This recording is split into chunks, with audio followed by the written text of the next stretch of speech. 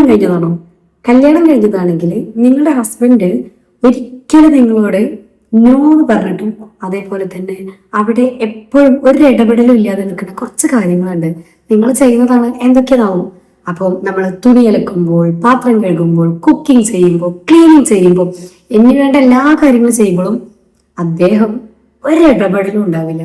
അങ്ങനെയുള്ള husband നിങ്ങൾക്കുണ്ടോ? Morning to evening നമ്മൾ ഈ ക്ലീനിങ് പരിപാടിയൊക്കെ ചെയ്യുമ്പോൾ ഒരു പരിപാടി ചെയ്യുമ്പോൾ ഒരു ഡിസ്റ്റർബ് ചെയ്യില്ല. കാരണം എന്താ, നമ്മൾ ഈ വീട്ടിലത്തെ കാര്യങ്ങളൊക്കെ നോക്കും.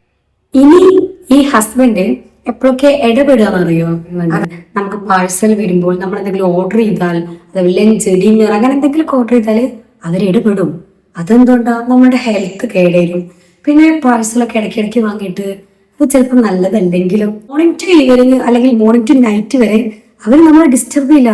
ഫുൾ ഫ്രീഡം ആണ് നമുക്ക് കിട്ടുന്നത്. പക്ഷേ ബാക്കിയുള്ള കാര്യങ്ങളാകുമ്പോൾ നമ്മുടെ ശരീരം അവർ നോക്കുകയാണ്, കെയർ ചെയ്യാണ്.